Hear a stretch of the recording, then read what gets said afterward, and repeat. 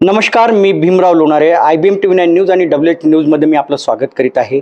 यावेळी मी रवी भवन परिसराच्या सभागृहामध्ये आहे आणि इथे डॉक्टर बाबासाहेब आंबेडकर सांस्कृतिक भवन जे आहे अंबाझरीचं त्यांनी उद्ध्वस्त केलेलं आहे. त्या संदर्भात त्या परिसरामध्ये आंदोलन सुद्धा सुरू आहे महिलांचं. आज इथे बैठक होती.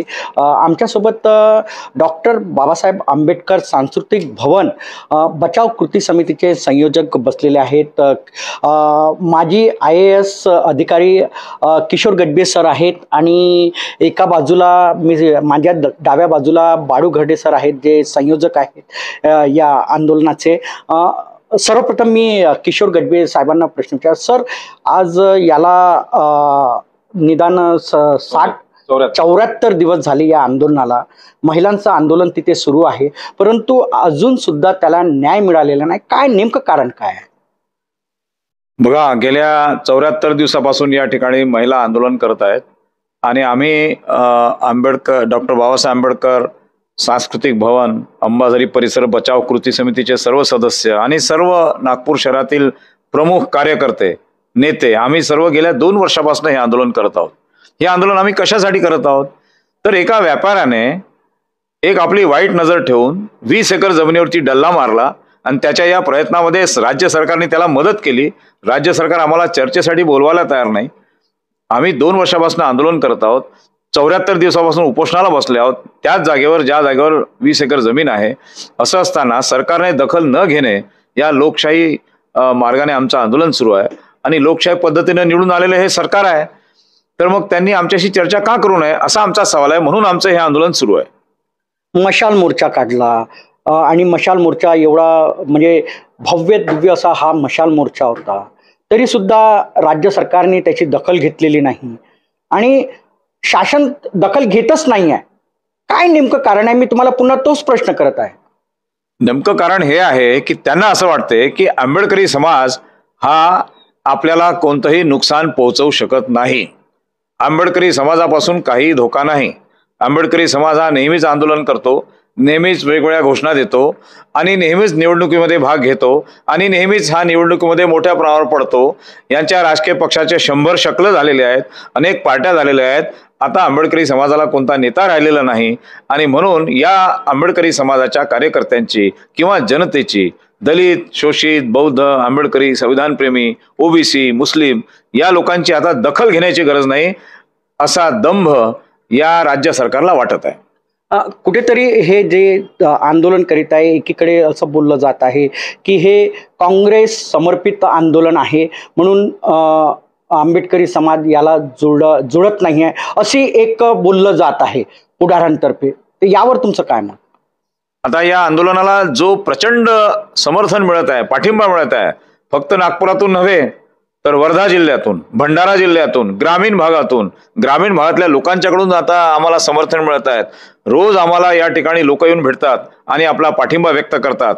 अगदी अंधश्रद्धा निर्मूलन समिती, रिपब्लिकन पक्षाचे अनेक गट, शिक्षकांची संघटना, कर्मचाऱ्यांची संघटना, वेगवेगळ्या बुद्धविहाराचे प्रतिनिधी हे सर्व येऊन आम्हाला भेटत आहेत आणि ते आम्हाला पाठिंबा देत आहेत. जर हे कोणत्या राजकीय पक्षाचं आंदोलन असतं तर अशा प्रकारचा प्रचंड मोठा पाठिंबा आम्हाला मिळाला नसता. परंतु हे जे आंदोलन आहे हे आंदोलन सर्वपक्षीय आहे. म्हणजे आम्ही काही पक्षाला बंधनं घातले नाहीत की राजकीय लोकांनी इथे येऊ नये, अजिबात असा आमचा प्रश्न आहे. कारण आपल्या समाजामध्ये राजकीय कृती करणे हा देखील आपला मूलभूत अधिकार आहे. त्याच्याप्रमाणे राजकीय कृती करण्यासाठी आमचे लोक स्वतंत्र आहेत आणि त्यांना सोबत घेऊन आम्ही हे आंदोलन चालवत आहोत. हे राजकीय पक्षाचं आंदोलन नाही, हे टोटली अराजकीय आंदोलन आहे. केवळ आणि केवळ सामाजिक आंदोलन आहे, केवळ आणि केवळ सांस्कृतिक आंदोलन आहे आणि केवळ डॉक्टर बाबासाहेब आंबेडकरांच्या नावावर सुरू आहे. ही 20 एकर जागा आहे आणि डॉक्टर बाबासाहेब आंबेडकर सांस्कृतिक भवनाच्या नावाने महानगरपालिकाने त्या काळी दिलेली होती, परंतु त्याचा लेखाजोखा नाही असं म्हणजे ज्यांनी जे म्हणजे जिचकार आहेत त्यांनी म्हटलेलं आहे. काय वाटतंय तुम्हाला की त्याचा लेखाजोखा खरंच आहे की नाही? ज्या माणसाने हे म्हटलेलं आहे त्याला लँड रेकॉर्डचा अभ्यास नाही, त्याला टाउन प्लॅनिंगचा अभ्यास नाही, त्याला लेखाजोखा जमिनीचा कशाला म्हणतात हे त्याला माहीत नाही. माझ्याकडे या, मी त्यांना दाखवून देऊ शकतो. शासनाच्या कोणत्याही डिपार्टमेंटमध्ये, मग ते डिपार्टमेंट टाउन प्लॅनिंग असेल, टाउन प्लॅनिंग म्हणजे नगररचना, जर ते भूमी अभिलेख असेल किंवा महसूल विभाग असेल किंवा नागपूर महानगरपालिका असेल, या चारही विभागामध्ये जर त्या जमिनीचा उल्लेख डॉक्टर बाबासाहेब आंबेडकर स्मारक 20 एकर जागा असा जर केलेला असेल तर त्याला शासकीय अभिलेख म्हणायचं नाही तर काय म्हणायचं? म्हणजे तो कागद आहे का आजही आपल्या जवळ? तो कागद माझ्याकडे आहे. संबंधित लोकांनी माझ्याकडे यावं, माझ्याशी चर्चा करावी, माझ्याकडून कागद घ्यावे. हे सर्व कागद मी कलेक्टरला दिलेले आहेत. हे सर्व कागद मी डिव्हिजनल कमिशनरला दिलेले आहेत, विभागीय आयुक्त मॅडमला दिलेले आहेत. नेमकं त्या कागदावर काय लिहिलेलं, या 20 एकर जागेसंदर्भात काय लिहिलेलं आहे? म्हणजे तिथे ते 20 एकर जागा महानगरपालिकेने डॉक्टर बाबासाहेब आंबेडकर सांस्कृतिक भवनाला ही 20 एकर जागा दिलेली आहे असा उल्लेख आहे का त्यामध्ये? बघा, नगररचना विभागाचा जो नकाशा आहे त्या नकाशामध्ये 44 एकर जागेचे 2 भाग पाडलेले आहेत. वरच्या भागामध्ये डॉक्टर बाबासाहेब आंबेडकर स्मारक असा उल्लेख आहे आणि पूर्ण 20 एकर जागा दर्शवली आहे. खालच्या भागामध्ये दक्षिणेकडील 24 एकर जागा दर्शवली आहे आणि त्या ठिकाणी अंबाझरी उद्यान असं लिहिलेलं आहे. हा नकाशा फार जुना आहे. मला विभागीय आयुक्त मॅडम कडून असं समजलं आहे की त्यांच्याकडे देखील हा नकाशा नव्हता. कोणत्याच शासकीय अधिकाऱ्याने हा नकाशा त्यांना दाखवला नव्हता. जेव्हा त्यांना हा नकाशा दाखवण्यात आला तेव्हा त्यांना आश्चर्य वाटलं की हा नकाशा आमच्यापर्यंत आतापर्यंत आला का नाही. याची शहानिशा आम्ही स्वतः नगररचना विभागामध्ये जाऊन तिथले जे सहसंचालक आहेत त्यांच्याकडे जाऊन खात्री केलेली आहे. त्यांनी देखील म्हटलेलं आहे की हा जुना नकाशा आहे आणि डॉक्टर आंबेडकरांच्या नावाने 20 एकर जागा होती. दुसरा नकाशा हा नागपूर महानगरपालिकेमध्ये आहे. त्या नकाशामध्ये त्यांचे जे आर्किटेक्ट आहेत मडव नावाचे, त्या मडव नावाच्या आर्किटेक्टने अंबाझरी उद्यानाचा जो पार्ट प्लॅन आहे त्या पार्ट प्लॅन मध्ये स्पष्टपणे उल्लेख केलेला आहे 20 एकर 8 गुंठे जागा ही डॉक्टर बाबासाहेब आंबेडकरांच्या स्मारकासाठी. मग नागपूर महानगरपालिका हे शासकीय कार्यालय, टाउन प्लॅनिंग विभाग हे शासकीय कार्यालय, या 2 शासकीय कार्यालयाच्या रेकॉर्डमध्ये जर डॉक्टर आंबेडकर स्मारकाचा उल्लेख आहे आणि 20 एकर जागा तिथे राखीव म्हणून ठेवलेली आहे, आणखी कोणता पुरावा त्यांना हवा? या लोकांना असं वाटते की डॉक्टर बाबासाहेब आंबेडकरांचं नाव 7/12 पाहिजे. डॉक्टर बाबासाहेब आंबेडकरांचं नाव 7/12 कसं राहील हो? डॉक्टर बाबासाहेब आंबेडकरांच्या महापरिनिर्वाणानंतर ही जागा स्मारकासाठी अलॉट झालेली आहे आणि त्याचं नाव स्मारकामध्ये 7/12 मध्ये तेव्हा येईल जेव्हा या संपूर्ण जमिनीची खातेफोड केली जाईल. खातेफोड अद्याप झालेली नाही, त्याच्यामुळे डॉक्टर बाबासाहेब आंबेडकर स्मारकाचं नाव 7/12 येणार नाही. ही पहिली गोष्ट. दुसरी गोष्ट, ही जागा नागरी भागामध्ये आहे, अर्बन विभागामध्ये आहे. ग्रामीण भागामध्ये 7/12 असतो, नागरी भागामध्ये सिटी सर्वे असतो आणि सिटी सर्वेमध्ये अद्याप या डॉक्टर बाबासाहेब आंबेडकर स्मारकाची नोंद झालेली नाही. त्याच्यामुळे ही नोंद आहे. महाराष्ट्र सरकारने ही जमीन डॉक्टर बाबासाहेब आंबेडकर स्मारकासाठी दिलेली होती. त्याचा जो शासन निर्णय आहे, जो कदाचित 1970च्या आसपासचा आहे, त्या शासन निर्णयाची आम्ही मागणी केली मंत्रालयामध्ये. त्यांनी आम्हाला सांगितलं की हा शासन निर्णय आढळून येत नाही महाराष्ट्र सरकारकडे, तुम्ही जिल्हाधिकाऱ्यांच्याकडे जा. आम्ही जिल्हाधिकाऱ्यांच्याकडे मागणी केली, त्यांनी देखील टाळाटाळ केली. अजून आम्ही त्यांना 2 पत्र दिलं. अद्याप जिल्हाधिकारी कार्यालयाने आपला अभिलेख कक्षागार जो असतो, अभिलेख म्हणजे त्यांचा जो रेकॉर्ड रूम असतो, त्या रेकॉर्ड रूम मध्ये जर त्यांनी ते शोधलं तर त्यांना 1970चा किंवा त्याच्या आसपासचा शासन निर्णय मिळेल, ज्या शासन निर्णयाद्वारे ही जमीन डॉक्टर आंबेडकर स्मारकासाठी आणि गार्डनसाठी देण्यात आली होती. नाही, मी गजबे साहेब तुमच्या इकडे पुन्हा येईल. आमच्यासोबत घरडे साहेब सुद्धा आहेत, बाळू घरडे सर, जे या कृती समितीचे तेही संयोजक आहे. आपण त्यांच्याकडूनही जाणून घेऊ. घरडे साहेब, मला हे सांगा की हे जे आंदोलन महिला वर्ग करत आहेत, जिथे 20 एकर जागेवर डॉक्टर बाबासाहेब आंबेडकरांचं जे स्मारक होतं ते उद्ध्वस्त करण्यात आलं आणि आज 74 दिवस झाले पण शासन कुठलीही दखल घेत नाही. काय नेमकं कारण आहे?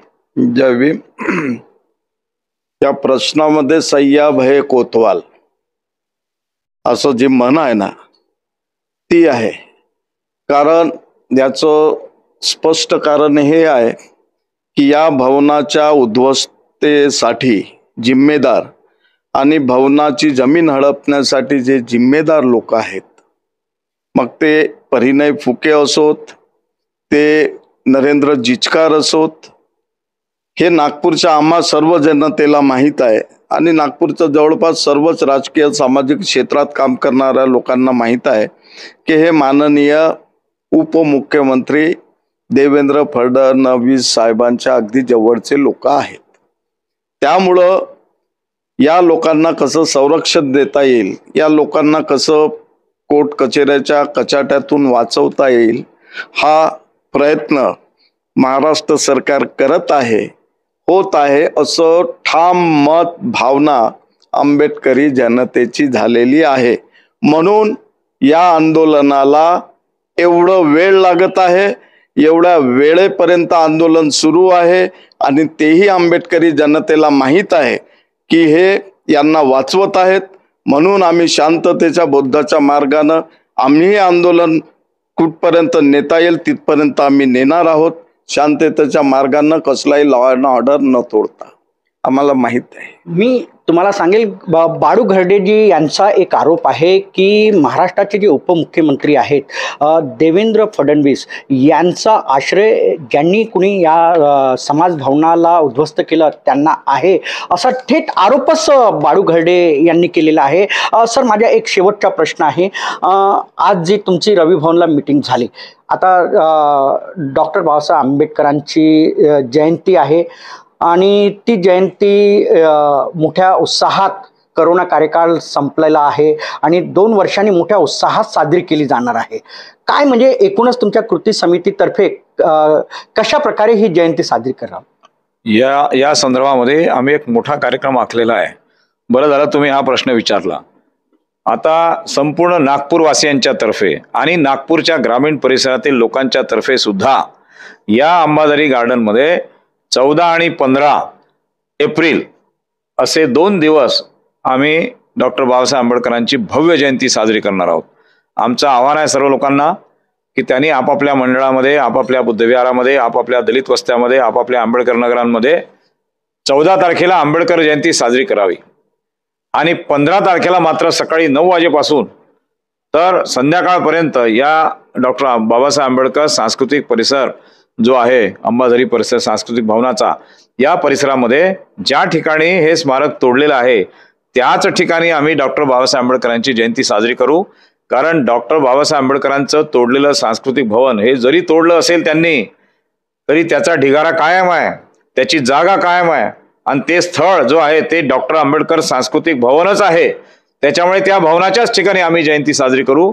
आम्हाला त्या ठिकाणी जयंती साजरी करण्यापासून कोणी रोखू शकत नाही, कारण आमच्या हक्काचं सांस्कृतिक भवन ते आहे.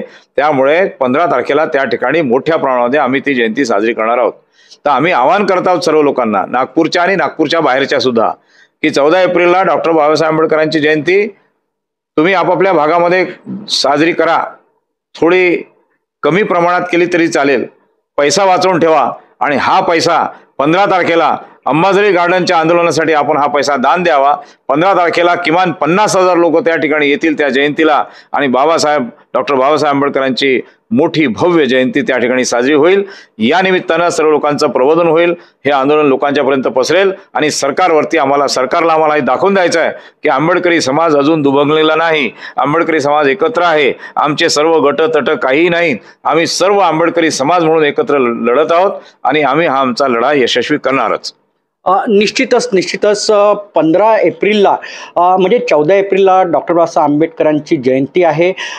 ती जयंती तुम्ही म्हणजे नागपूरकर जे आहेत आंबेडकरी अनुयायी त्यांनी साजरी करावी. परंतु 15 एप्रिलला जी डॉक्टर बाबासाहेब आंबेडकरांची जयंती आहे ती अंबाझरी परिसरातील डॉक्टर बाबासाहेब आंबेडकरांचे जे सांस्कृतिक भवन जे उद्ध्वस्त केलेलं आहे तो ढिगारा अजूनही आहे, तिथे साजरी करावी असं आव्हान सुद्धा माजी सनदी अधिकारी किशोर गजबे साहेबांनी केलेलं आहे.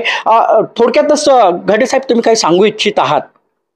मी परमपूज्य डॉक्टर बाबासाहेब आंबेडकरांच्या चळवळीतला एक भीमसैनिक या नात्यानं नागपूरच्या प्रबुद्ध जनतेला आव्हान करीत आहे की मोठ्या ताकदीनं, मोठ्या संख्येनं येणारी भीमजयंती साजरी करा. या साजरी करत असताना कुणालाही इजा होणार नाही, धक्का होणार नाही आणि कुणालाही मनस्ताप होणार नाही. या पद्धतीनं लाखोच्या संख्येनं युवकांनी, युवतींनी या नागपुरामध्ये 13 तारखेला जल्लोष करा, 14 तारखेला करा आणि जयंती साजरी करा. आणि एक सांगतो की 13 तारखेला आदरणीय भंते सुरेश ससाई यांनी आज आव्हान केलेलं आहे की मोठ्या संख्येमध्ये 13 तारखेला निघणाऱ्या रॅलीमध्ये, या भीम रॅलीमध्ये आपण सर्वांनी मोठ्या उत्साहात, मोठ्या ताकदीनं, परंतु कुणालाही इजा होणार नाही, कायदा सुव्यवस्था बिघडणार नाही याची दक्षता घेऊन लाखो युवक तरुणांनी सर्वांनी सडकेवर येऊन ही जयंती साजरी करावी. आणि 15 तारखेला माननीय गजबे साहेबांनी सांगितल्याप्रमाणे अंबाझरी इथं ज्या ठिकाणी बाबासाहेबांचं स्मारक उद्ध्वस्त करण्यात आलं, त्या ठिकाणी 15 तारखेला कृती समितीच्या वतीनं जयंती साजरी होणार आहे. त्याही जयंतीच्या कार्यक्रमामध्ये प्रबुद्ध नागरिकांनी, सर्वच नागरिकांनी नागपूरच्या त्या ठिकाणी जयंतीसाठी उपस्थित व्हावं असं आव्हान सुद्धा या ठिकाणी करतो. जय. निश्चितच मी तुम्हाला सांगेल की 13 तारखेला इंदोरा बुद्ध विहार परिसरातून भंते सुरेश साई यांच्या नेतृत्वामध्ये भव्य अशी रॅली निघते 13 सायंकाळी 8 वाजताच्या दरम्यान आणि ती रॅली संविधान चौकामध्ये जाते आणि संविधान चौकामध्ये महामानव डॉक्टर बाबासाहेब आंबेडकरांच्या पूर्णाकृती पुतळा आहे त्याला अभिवादन करतात.